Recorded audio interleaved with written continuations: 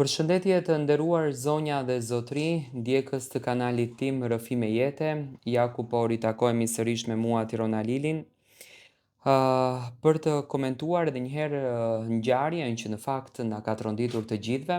vrasjen e vajzës 25 vjeçare nga Malisheva e Kosovës, akuzuar domethënë nga bashkëshorti i saj i quajtur Egzon. Bashkëshorti i saj është akoma në intubim, domethënë ndodhet në QKUK në domethënë në klinikën universitare në Kosovë, aty ku edhe vazhdon të merr të gjitha kurat e mundshme, edhe pse është i mbrojtur 24/7, domethënë nga policia, është nën pritje që të bëhet më mirë dhe gjendja e tij të shkon drejt më së mires, domethënë ashtu shpresohet, për të dhënë edhe deklaratën e tij se çfarë më konkretisht domethënë ka ndodhur pikërisht në dhomën e tyre të gjumit 2 net më parë në orën 23, në ato orë kur familjarët kanë dëgjuar krisma brenda shtëpisë pikërisht nga dhoma e gjumit të çiftit, një çift i cili ishte në një pritje të ëmbël, një vajzë vetëm 25 vjeçare, e cila priste që të bëhet për herë të parë nën, por fatkeqësisht humbi jetën edhe nëna, por humbi jetën edhe fëmia 8 muajsh që nuk pati mundësinë, por as mjekët nuk patën mundësinë që ta shpëtonin. Jemi shokuar të gjithë, me thënë të drejtën, jemi tronditur të gjithë nga ky rast, sepse çdo vit, pothuajse në çdo 2-3 muaj, por fatkeqësisht në Kosovë e njëjta gjë ndodhen edhe sot, vetëm sa po flisnim ne për këtë rast, vetëm sa po komentonim ne për këtë rast dhe vetëm sa po mundoheshim që ne të sjellim të rrejat më të fundit rreth këtij rastit, doli lajmi tjetër që një burr vret gruan e tij në Prizren dhe automatikisht domethënë lindën pyetja e grave, ku është siguria jon, çfarë po ndodh me shtetin, ku po shkojmë ne, domethënë çfarë po ndodh me ne, apo thënë shkurt me kë jetojmë ne.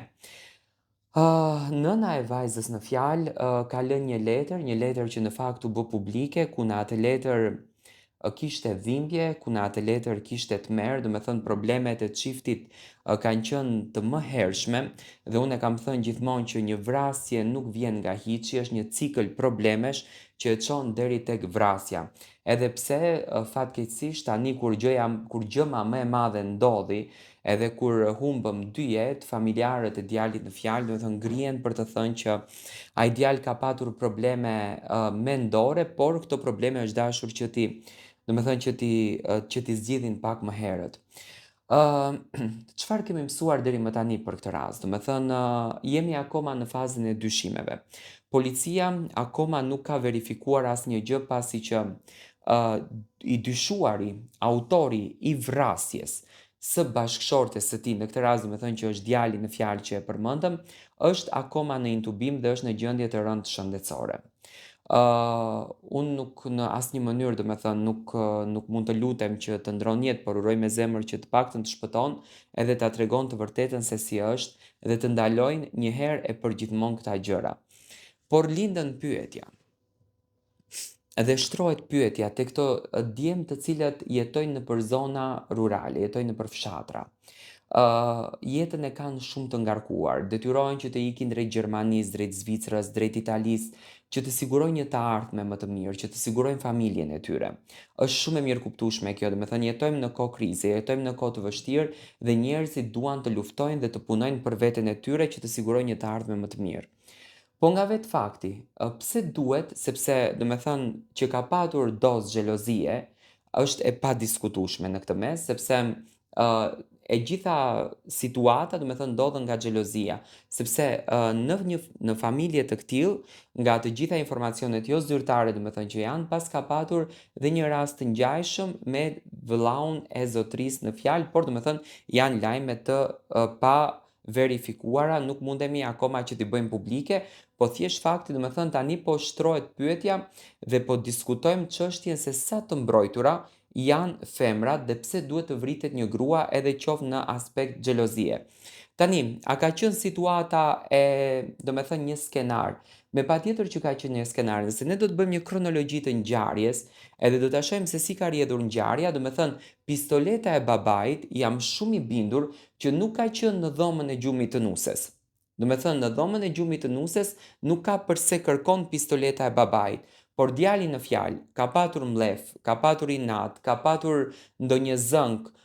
më përpara me këtë nuse dhe ka shkuar ka marrë pistoletën dhe ja ka gjuajtur gruas së tij që e ka plagos edhe gruan, ka vrarë dhe fëmijën, por ka plagos edhe veten, që do me thënë nga kronologjia e gjës duket që djali ka dashur që të vret veten e tij. Por, do me thënë, janë punët e Zotit që nuk ka arritur që të humbën jetën. Mua më vjen shumë keq. Mua më vjen shumë keq sepse është shumë e vështirë për familje një herë të vajzës, nga që i rrisin fëmijët me vështirësi, i rrisin fëmijët me sakrifica, i japin fëmijët në një derë për të ndërtuar jetën dhe më në fund në Kosovën tonë të dashur, do me thënë që nga rasti i Liridonës e shumë raste të tjera, vjen tjetri pa pikë përgjegjësie ta vret fëmijën pa ju dridhur qerpiku fare, por të shkatron komplet jetën. Tani, familja është e shenjtë. Ndoshta jemi në kohën ku ne duhet flasim shumë për familjen. Ndoshta jemi në kohën ku ne duhet ju tregojmë të gjithë njerëzve dhe të gjithë të rinjve që nuk është vrasja zgjedhja e duhur. Çfarë do problemi që të ketë në një familje, Zoti ka dhënë mend. Çfarë do problemi që të ketë në një familje, Zoti ka dhënë tavolinë që ti mund të ulesh edhe ta shqyrtosh problemin tënd. Çfarë problemi mund të kesh patur me këtë vajzën e cila të ka pritur 8 muajsh e 7 zënë në shtëpi, mund të kesh pasur konflikt, zënk apo pse duhet të arrijë deri në fatalitet, që sot të shkatrosh shpirtin dhe zemrën të një nëne, të një familje, por edhe të familjes tënde. Sepse unë jam i bindur që dhe familja e djalit nuk janë dakord për do me thënë të vi situata deri në këtë pikë dhe ato e dënojnë djalin e tyre. Por gjithsesi, jemi një shoqëri që jemi duke shkuar çdo ditë drejt dështimit. Çdo ditë jemi duke treguar te bota e jashtme se çfarë shpirti të egër kemi ne, se çfarë njerëz të këqipas kemi qenë ne, sepse janë bërë vrasjet e grave, sikur gratë janë kokra patatesh, do me thënë i marrin, i vrasin, i maltretojnë, i keqtrajtojnë, dhe gratë e shkreta janë të tmeruara nga ajo se çfarë ndodh. Mua më vjen shumë keq nga ky çift i ri, një çift që nga vetë fotografia do me thënë e shikoni që ka ndëruar shumë pozitivitet, ka ndëruar shumë energji të mirë, ka ndëruar shumë dashuri, por do me thënë vjen gjithçka nga një mendim negativ, nga një xhelozi e pa kuptim, nga një xhelozi e pa shpjegueshme, që të arrije puna deri në dhunë, që të arrije puna deri në plagosje dhe deri në mbytje të fëmijës edhe të gruas tënde. Unë uroj me zemër që kjo të jetë më e fundit, edhe pse e themi gjatë gjithë kohës që të jetë e fundit, por nuk është e fundit, dhe shpresoj që njerëzit të vedisohen dhe të ndalojnë më së bëri këto krime që vërtet janë krimet më të shëmtuara që unë po dëgjoj.